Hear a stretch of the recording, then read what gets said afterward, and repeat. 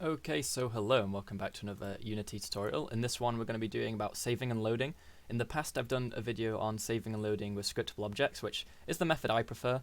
There's advantages to it and I don't think there's many disadvantages to it, but you know, some people have asked and would prefer using the standard having data that you have in a class and then you write that class to a binary file and then you load that back up and put it back to where it needs to be. So I'm going to show you how to do that. Before we start, I want to thank Wesley, Philborn, Paul Robinson and Michael for their donations on Patreon. If anyone else would like to help out, then the link's in the description below.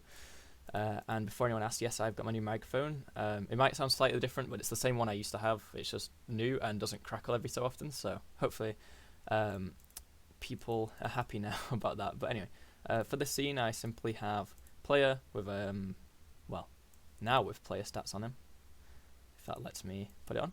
Okay, so this player stats is where we'll have the actual thing in the scene where we use data, right? So the player might have public float speed, for example. He might also have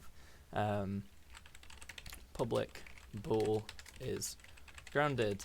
Now obviously this is not really the kind of thing you would store anyway, you know, you wouldn't store if your player's on the ground or not. I'm just thinking of some like different data types that we can store about the player, you know, float, bool. You know, we'll have a public string player name. Obviously these are just example things. I don't know why, but I really want to put the name at the top.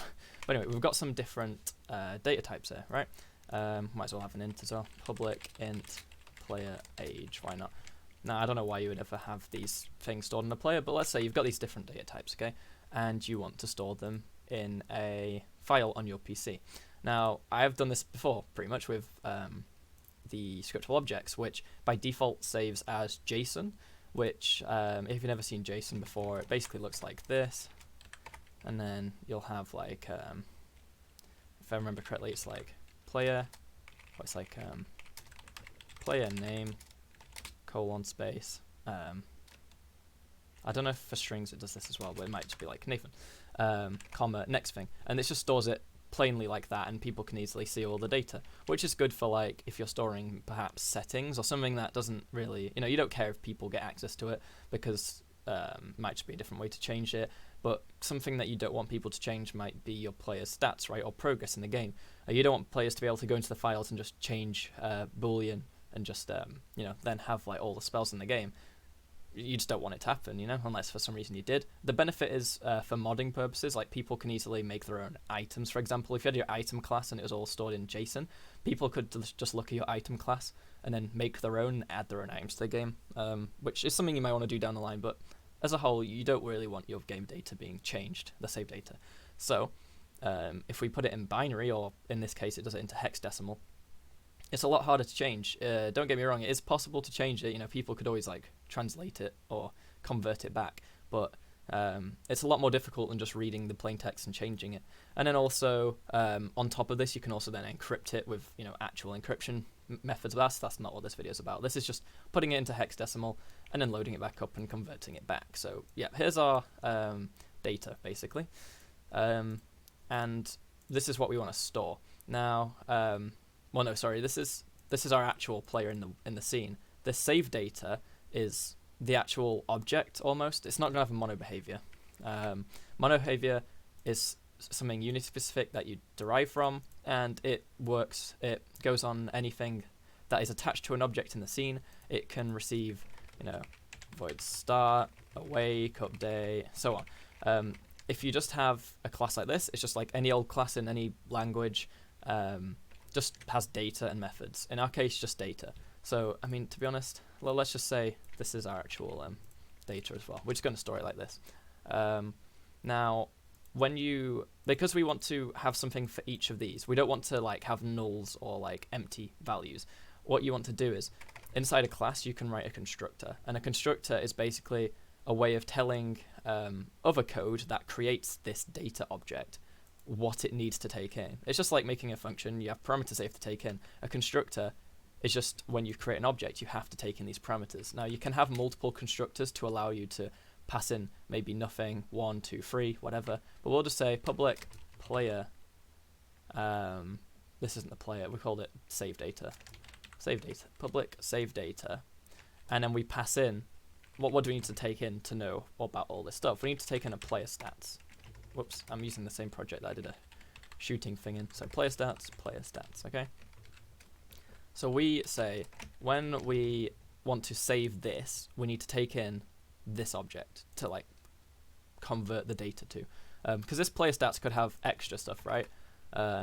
It could have a public, it could have functions, it could have other data types, but perhaps there's only certain ones you want to save. So you pass this in, then you save what you want. Well, let's find this is a good example. Let's not save is grounded. The player stats might, have the is grounded boolean, which changes when you're on the floor or not, which, by the way, in actual games, you don't just store a boolean like this. Use like raycasting or other methods. For the sake of this, we've got these, this data is all the data we have on the player. This is the data we want to actually save of the player. I mean, even then you wouldn't save the speed really, but let's just say you do. We'll say player name is equal to player stats dot player name. Player age is equal to player stats dot player age, and finally speed is equal to player stats speed. Okay, so we've got this data on our player in this object. This is not something like this is attached to an object in the scene. You can write, void start, do this, whatever. We can't do that inside this class. This class might as well just be a random C# class. Like, you don't even need any of these imports here. You just, because this player stats class isn't a Unity class. It's a class we've got in our project. So this is independent. This isn't Unity specific, if you get what I mean. Now, one thing we have to do though is before the class, if we want to convert this, this data to be able to convert it from just words and variables, we have to convert it to actual data that's stored. We need to make the class serializable. So you can't say it's from the system class. So you could just import the system class, but we're just going to write system.serializable. We're only using the system class in this one place. So system.serializable. And that just means that we can serialize the data, which means converting it into binary or hexadecimal in this case. So now we've got this data object. We don't really need that anymore, but we'll keep it open. So if we go to the save manager, you'll have this in your game, right? This is something which you call methods on from anywhere, and it will, allow you to save data. Now, in my game, I just have a, save game function, which has a list of scriptable objects that it wants to save data on, and it just does it, and I think it works fine. People might have problems with that, but I mean, I haven't seen any problems with it, and it works brilliantly. Now, this also doesn't need to be a mono behavior. It doesn't need to be on any object. You can just call it, right? The code doesn't, there's no reason why it needs to exist in the scene. It just exists. So we can make it a static class. And what a static class means, or static anything, means that it can be referenced from anywhere because there can only ever be one of it. If it's static in, real world means it can't move, which basically means the same thing. If you've got a static class, it's in one place, it can't move. If something references it, it is where it is. There's only one of it. If you try and make another one, it'll cause problems. So save manager, there's only ever going to be one, for example. And this just handles code to do with saving your game. Now we need some imports in a second. So the first thing we need to do is we need to write the actual function to call to save our game. Now you could just write a save game function that sorts everything, but we're just going to be doing the player stats. So we'll just make public static, so the function static, which means that it can be called from anywhere.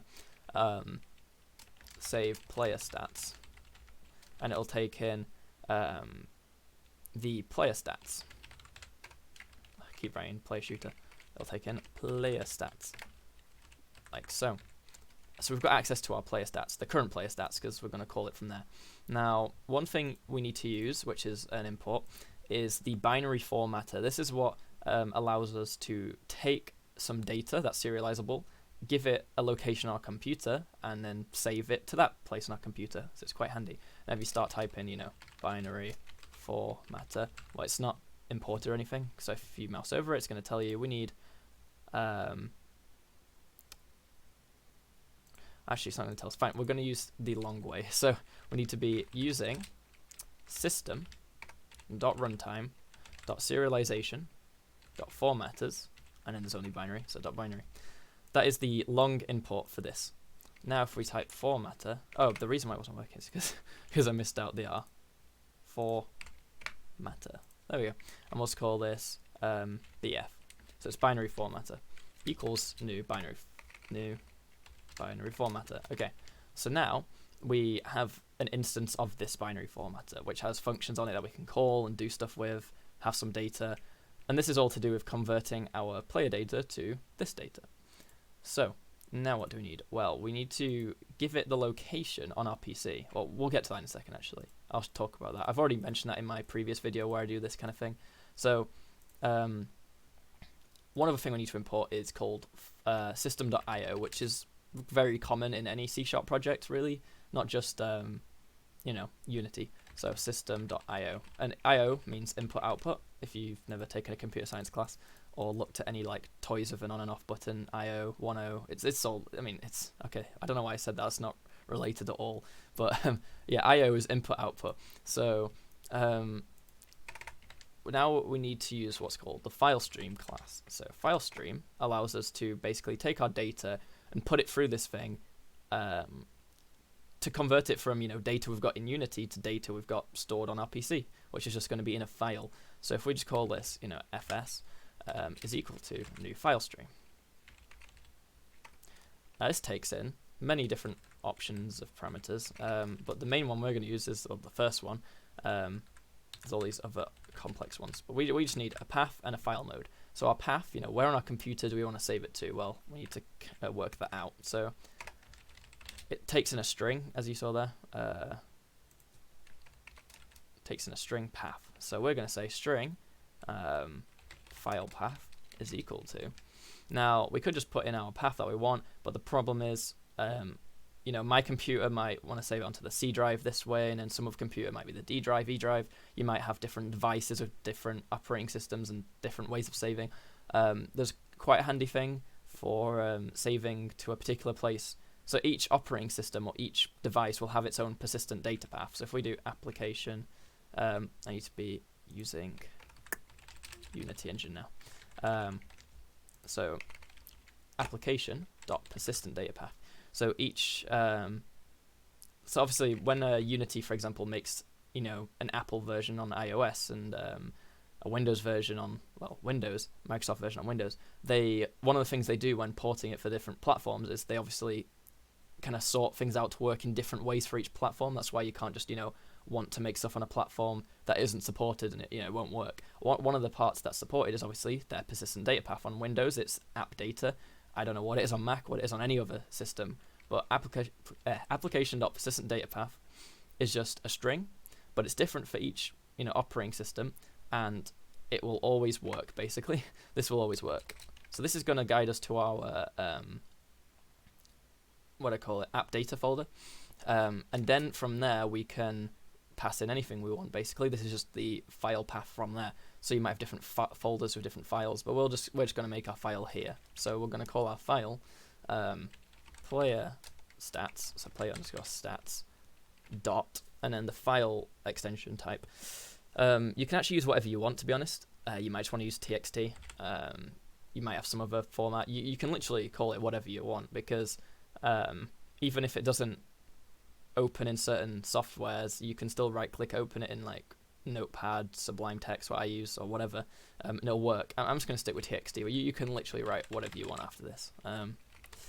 So it might be pretty funny to do your game's name as the file extension, I don't know. But now with this file stream, what we can say is we can pass in this file path, and then we want to use file mode dot, and we've got all these different options. So appending is adding to the end, creating, obviously create the file. If the file already exists there, it basically overwrites it.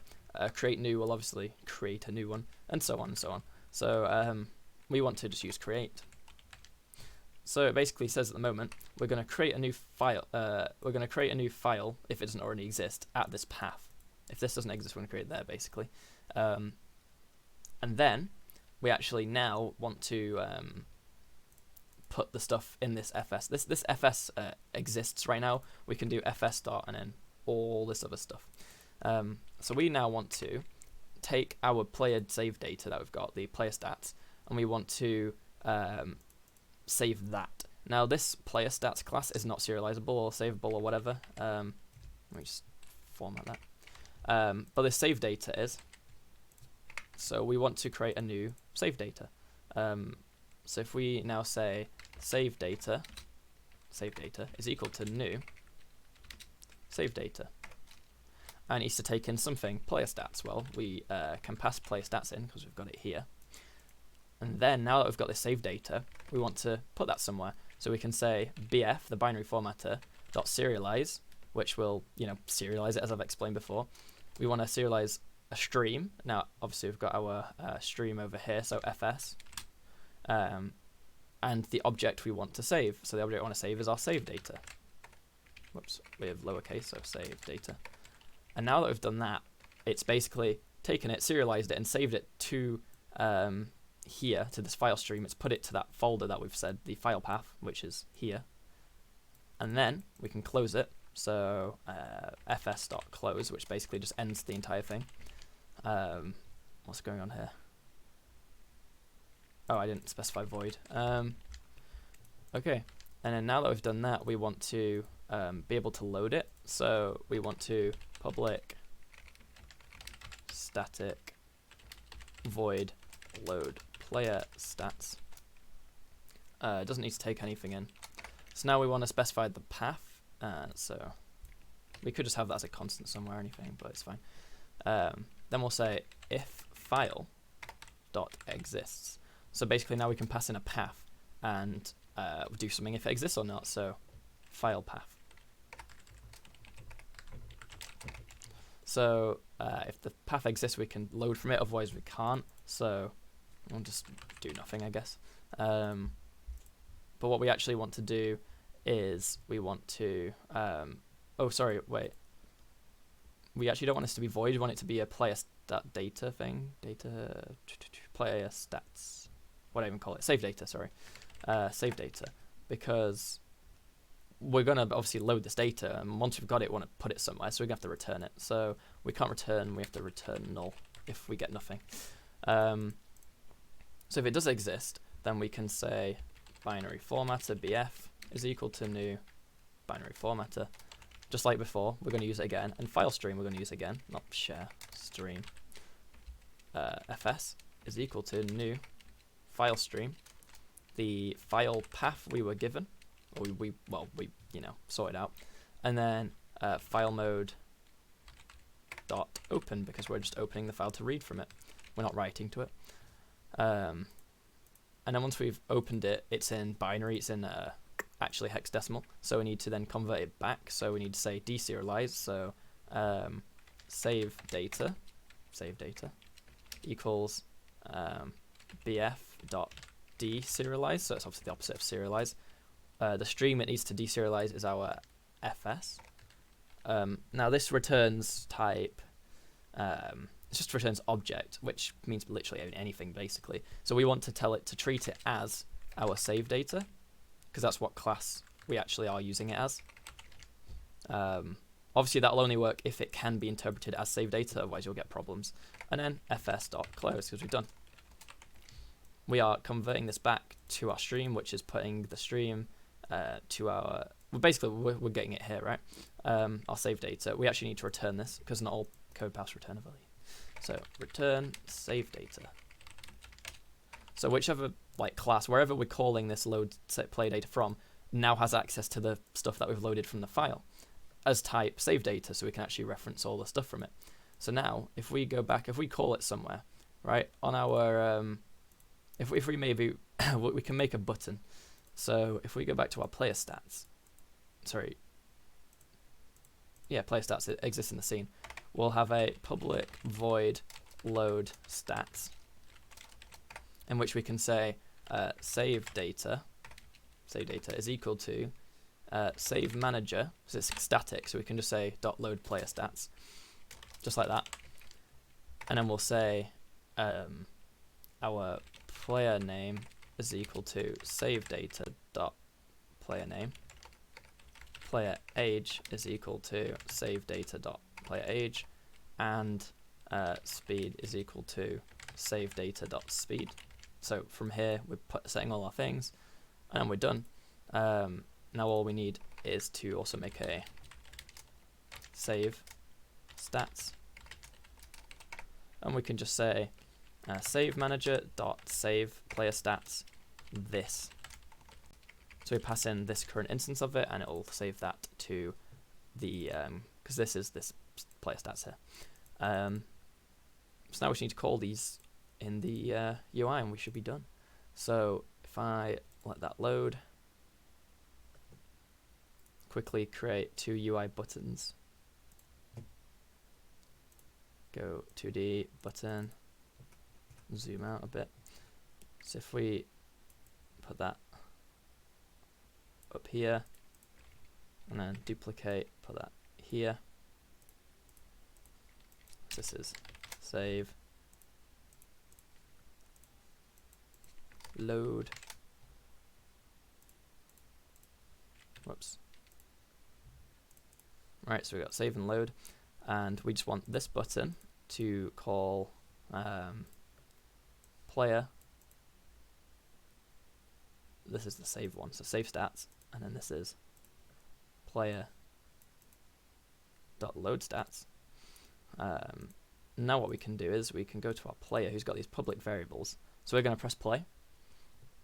I'm going to go percent at data percent at data local low. Default company might go under. We'll see in a second. So let's just click. Let's say player name Nathan, age 17, speed 10. Grounded doesn't really matter, so let's just set it to true anyway. Save. We didn't get any errors. So if we go back to our file path here, now what's this project called? Save and load. No, what's the project called? Sorry, that's the Unity tips and tricks. So Unity tips and tricks, player underscore stats. Boom. Over here we've got here's our data basically. So if we obviously it's in hexadecimal, we can't see it, but you see here it's gone now. Unity changed it in play mode. It's gone. It's changed back to the default. So if we press play, nothing's happened. We press load, it actually loads it from this file and puts all of the data back in here. Obviously is grounded doesn't change because it's not something we saved, but all the stuff we did save is back there.